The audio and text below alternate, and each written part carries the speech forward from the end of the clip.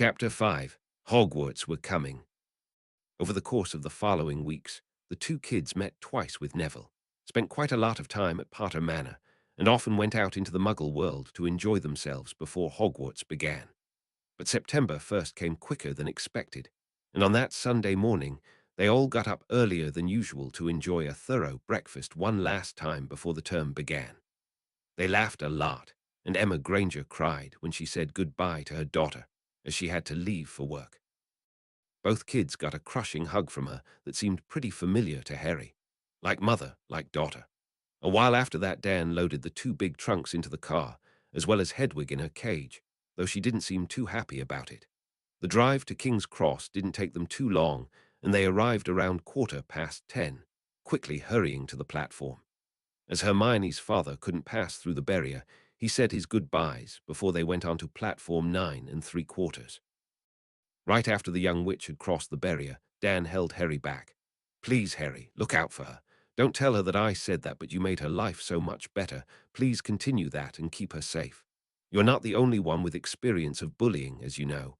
Don't let that happen to her. Cheer her up and be there for her. Keep me posted on the truth. I want more than the stories she'll tell her mother." Harry nodded and shook the hand Dan offered him. For the first time in his life, he had found a proper father figure.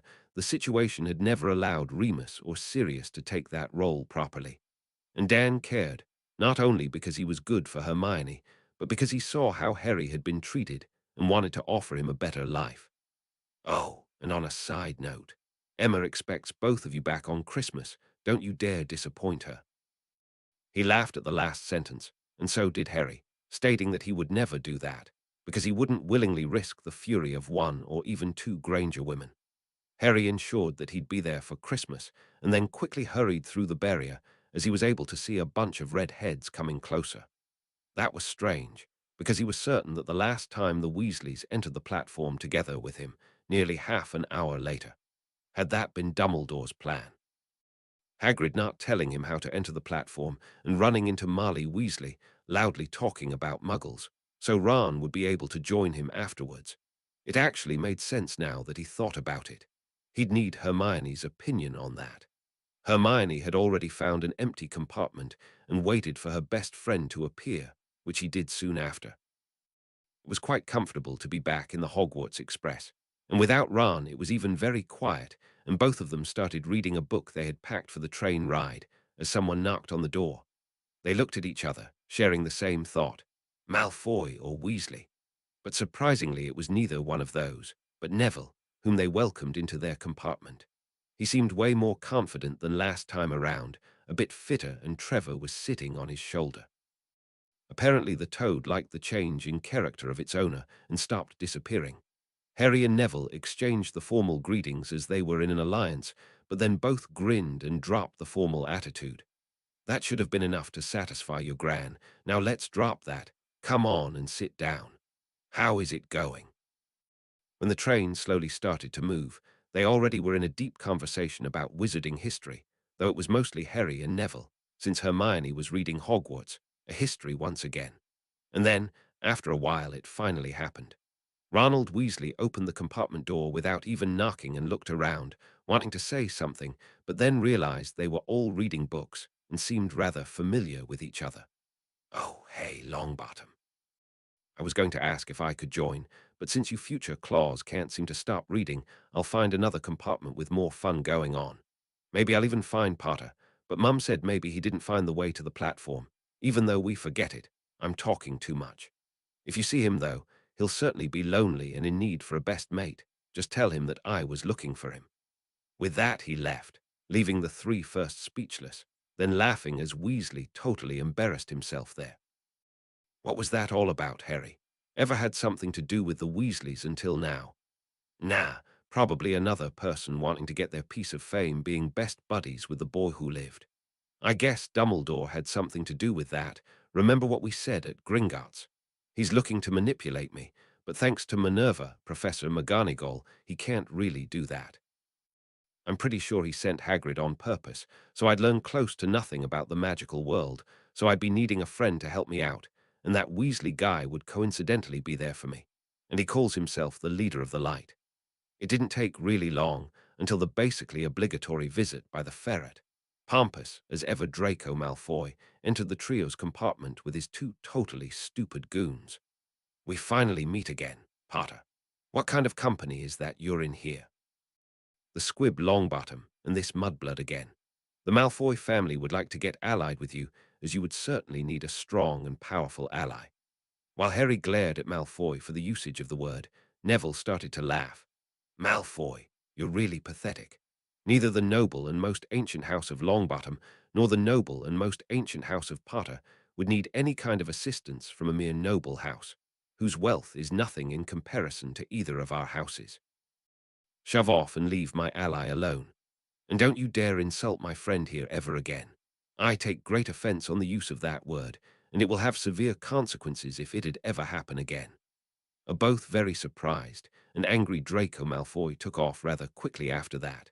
It had been his father who had told him to approach Potter again, as House Potter was extremely old, wealthy, and powerful. They hadn't expected him to be aware of all that, as he was raised by muggles, and the so-called leader of the light kept him away from every bit of information to shape the young Potter for his own plans. At least that's what his father had gathered over the past years. Sometimes Lucius Malfoy had really wondered how Albus Dumbledore had been a Gryffindor, not a Slytherin, seeing how he had acted during the past decade. But now the Malfoy family had to wait and see how the game would continue, which Albus Dumbledore had been playing since Halloween 1981. Would he be able to manipulate the Potter heir and take all his political and financial power for himself, or use it for the greater good? That was the main question. The rest of the train ride was rather unspectacular. No one else tried to enter their compartment anymore. Yes, they did buy some sweets, and this time Harry got the same card from a chocolate frog as last time. Dumbledore, which had given them the hint towards Flamel and the Philosopher's Stone at some point. But aside from that, nothing really happened. Reading was basically all that they did. When Hogwarts came closer, they changed into their school robes. This time Harry wore ones with a better quality, with automatic resizing and cleaning charms, just like those his father had gotten before his first year. It really had been so nice to read his parents' diaries before Hogwarts. It gave him quite a variety of new and helpful input for the next few years. Now, as they slowly started leaving the train, Harry thought about his plans for the future and all he wanted to achieve. Sirius should walk free as soon as possible, first of all to live with him, but also because of the locket and the Wisengamot seat of Lord Black for political power. Dumbledore unfortunately had to stay until the Triwizard Tournament was initiated. After that he wanted Minerva to be headmistress, and Remus for Dada and the head of Gryffindor. For that they had to find out where the curse on the position was coming from. Harry's theory, and Rowena had concurred that it was most likely thanks to Riddle after he got refused for that position, maybe even a side product of the missing Horcrux. That would mean it was at Hogwarts, which seemed plausible. Like with the Gaunt Shack or the cave from his orphanage days, Hogwarts was an important place in Riddle's past. But those thoughts had to wait, because right now Hagrid was collecting the first years. The giant man briefly smiled at Harry before he continued to lead the students towards the boats. The fourth person in their boat, besides Neville of course, was a blonde girl Harry didn't recognize. She did ask very politely if she could join them, so they invited her to sit with them. When the boat started to move towards the castle, both Neville and Harry spoke up at the same time to introduce themselves, as Augusta had told them to in the final week of the holidays. Building friendships at Hogwarts is important, boys. Not only for now, but especially when you'll be sitting in the Wisengamot. Be polite, no matter what your opposite's blood status is, but be especially formal when dealing with purebloods. As lords, you are most likely going to run into those in the future. Both boys started to laugh, and even Hermione giggled a bit, but then Neville did take the lead and introduced himself first, as well as his companions. "I'm Neville of the Noble and Most Ancient House of Longbottom. To my right there is Harry of the Noble and Most Ancient House of Potter together with his best friend Hermione Granger, born to non-magicals. It's a pleasure to meet you, Miss Greengrass. Daphne of the Noble and Most Ancient House of Greengrass. It's an honor meeting all three of you." Now Harry recognized her. The blonde girl was one of the more reserved but smart Slytherin girls. She had never been part of Malfoy's group, and had often been seen with Tracy Davis or Blaise Zabini, some of the less dark members of this year's Slytherin students. If they could befriend the eldest child of a sacred 28 family with neutral to grey tendencies in the Wisengamot, they might be able to form connections beyond the light families. That was something his great-grandfather Henry had suggested. You know, Harry, even though you'll find great support among the light families, don't forget the neutral and grey ones. Sometimes even dark families can be of help if you sell them your proposals and legislations well enough. With my marriage to my dear Electra, I gained an easy way to approach dark families. So you suggest I marry a dark pureblood witch. You remember that Hermione is my soulmate. That's not what I meant, and believe me, I married Electra out of love. But being married to the eldest daughter of House Black made my life so much easier when I came to politics. What I mean is, make friends, even in Slytherin House. Maybe not the Malfoys, but for example the Narts and Greengrasses. Those families were always cunning and calculating, but never the biggest blood purists and bigots. Those words in mind, he started chatting with Daphne and included Hermione quite a lot, hoping that with a few weeks and months of work, she'd get more tolerant towards Muggle-born students, or at least Hermione. Like every other student, she was a bit nervous but played it down, trying to create a cold and serious image of herself. This facade broke as soon as the boats were slowly sailing through the curtain of ivy into the long tunnel, enlightened by only a handful of torches, until they finally reached the end. Now it was time to walk up the stairs, meet Minor Professor McGonagall, as Harry corrected himself, and then there would be the sorting and feast. That was good, because, knowing what to expect, he didn't eat a lot on the train. Just like the last time she took all the first years and brought them in the smaller chamber next to the Great Hall. Even her speech was nearly identical. Welcome to Hogwarts School of Witchcraft and Wizardry. The start-of-term banquet will begin shortly, but before you take your seats among the other students in the Great Hall, you will be sorted into your houses. The sorting is a very important ceremony because, while you are here, your house will be something like your family within Hogwarts. You will have classes with the rest of your house, sleep in your house dormitory, and spend free time in your house common room. The four houses are called Gryffindor, Hufflepuff, Ravenclaw, and Slytherin. Each house has its own noble history, and each has produced outstanding witches and wizards. While you are at Hogwarts, your triumphs will earn your house points, while any rule-breaking will lose house points.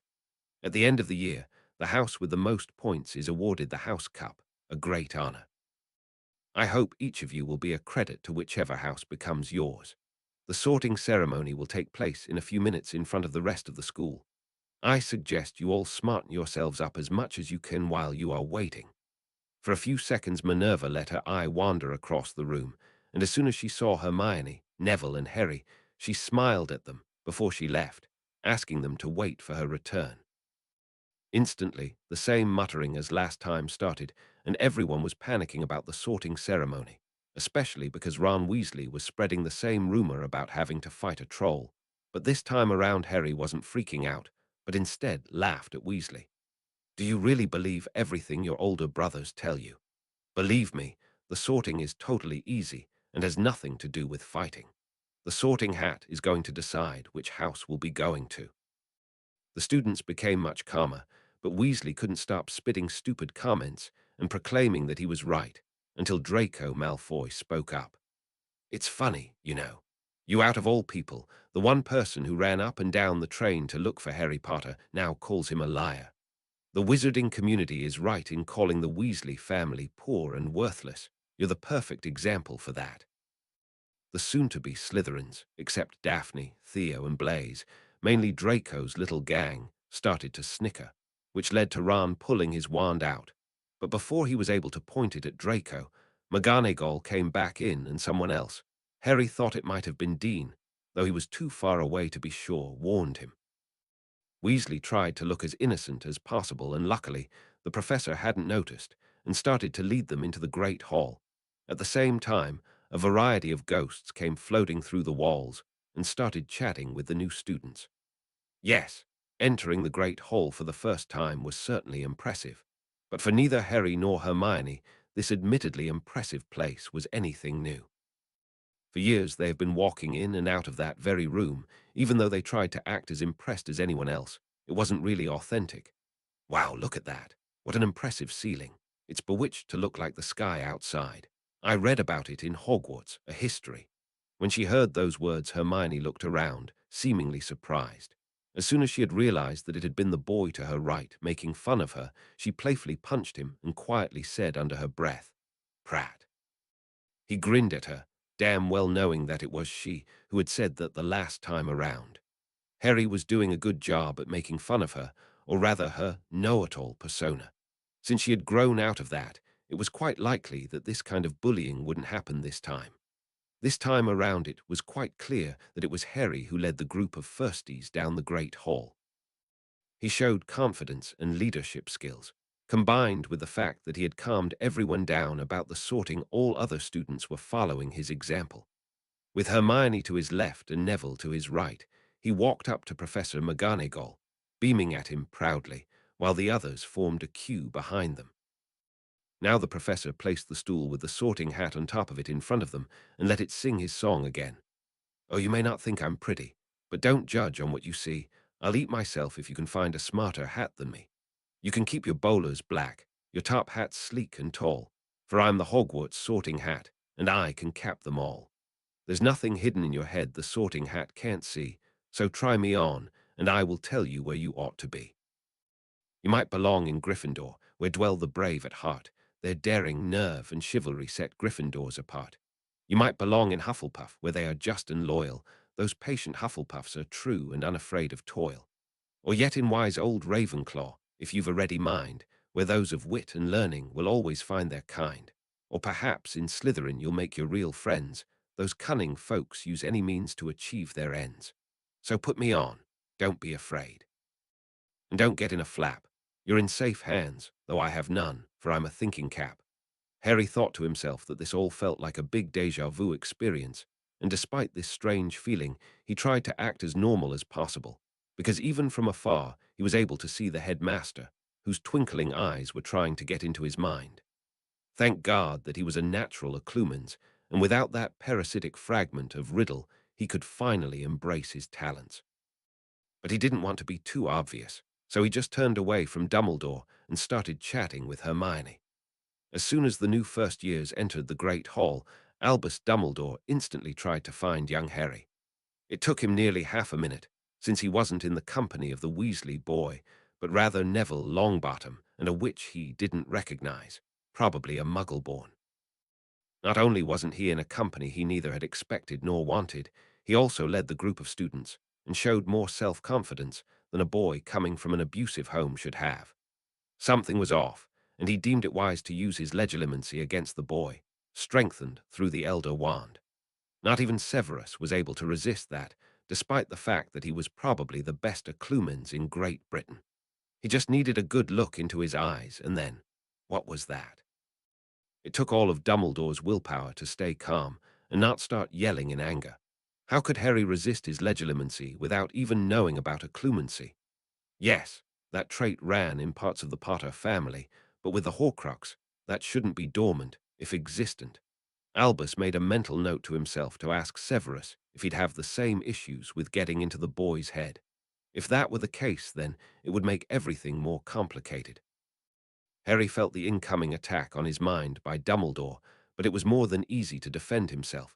Snape really had tried to teach him occlumency. It was only due to the Horcrux that he had failed.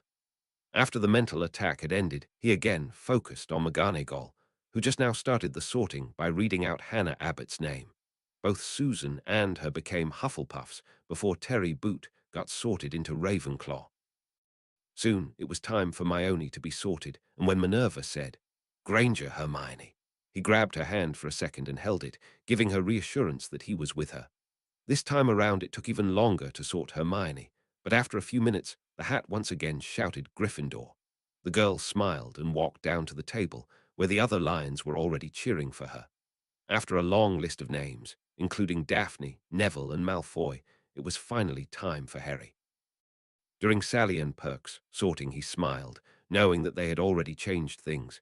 This time Neville hadn't lost Trevor, hadn't been nervous at all, and definitely didn't run to the Gryffindor table with the sorting hat still on his head.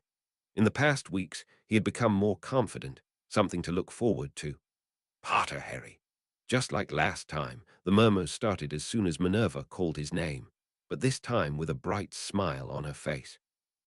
By now, Harry was used to being famous and wasn't remotely as nervous as during his previous sorting. Oh, I see. You're the reason for the young lady remembering a different future and life. Mr. Potter, you seem to be a quite unlucky person with a destiny to fulfill. Not many like you have sat under me, and you are always the most interesting to sort, having lived a life, but being stuck in such a young body. All the others are young and not yet formed, but you already show your true character. Then why did you put Hermione into Gryffindor? She would have been a great Ravenclaw and just wished for Gryffindor because of Dumbledore. Another's sorting is nothing for you to worry about, but since she is your soulmate, just think about the years with her and the battles with her on your side. She's brilliant, but even more brave. Don't you know that? But now back to you, Harry. You have lived a life filled with dangers and obstacles. You never backed down and your friends always had your back. You wouldn't be wrong in Hufflepuff, loyal as you are. But you are more than that, the young boy that confronted the darkest wizard of your time over and over again, braver than anybody else. Last time around, Gryffindor was the right choice for you, and it wouldn't be wrong now either, Lord Gryffindor. On the other hand, thanks to the lovely Miss Granger, you have discovered the scholar inside you. That would make you a nice addition to this year's Ravenclaws. All this talent, combined with your enormous power, shouldn't be wasted. And just like I said last time, Slytherin House would suit you well, my Lord Slytherin. All your meticulous planning and your cunning to reach your destiny, your fantastic skills. Ideal for someone to rule over the dungeons of Slytherin. Well, it seems like you have one hell of a decision to make. I can understand all of your points. Every house would suit me, but there can only be one decision. And to be honest, I don't think I could survive 7 years with Draco in my house, and even with Ron I would have my issues. But on the other hand, I don't want to leave Hermione alone. But maybe Hufflepuff or Ravenclaw could be something new and different this time. I don't know, but you saved my life by giving me the sword, so I trust you and your decision. Well, Mr. Potter, the others are slowly getting impatient. As much as I like our chat, and that glimpse into your mind, it's time to make a decision now. Your house for your whole new life at Hogwarts will be